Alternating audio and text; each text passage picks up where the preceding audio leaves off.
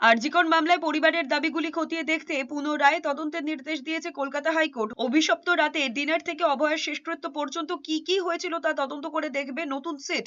3 সদস্যের বিশেষ তদন্তকারী দল গঠন করে তদন্ত করতে নির্দেশ দিয়েছে হাইকোর্ট। সিবিআইয়ের জয়েন্ট ডিরেক্টরের নেতৃত্বে ওই দল কাজ করবে।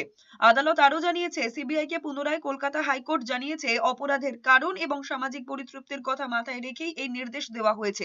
আগামী 24শে জুন বুধবার এই মামলার পরবর্তী শুনানি রয়েছে। ওই দিন বিচারপতি শম্পা সরকার এবং বিচারপতি তীর্থঙ্কর ঘোষের ডিভিশন বেঞ্চে রিপোর্ট দেবে সিবিআই। আরজিকর হাসপাতালে চিকিৎসককে ধর্ষণ করে খুনের ঘটনার কেস ডায়েরি, অডিও ভিডিও তথ্য, ফটোগ্রাফ সহ যাবতীয় নথি তলব করেছিল কলকাতা হাইকোর্ট। পাশাপাশি সেমিনার রুম সহ আরজিকরের যে যে জায়গা সিল করা প্রয়োজন সে বিষয়ে দ্রুত পদক্ষেপ করতেও নির্দেশ দিয়েছে আদালত।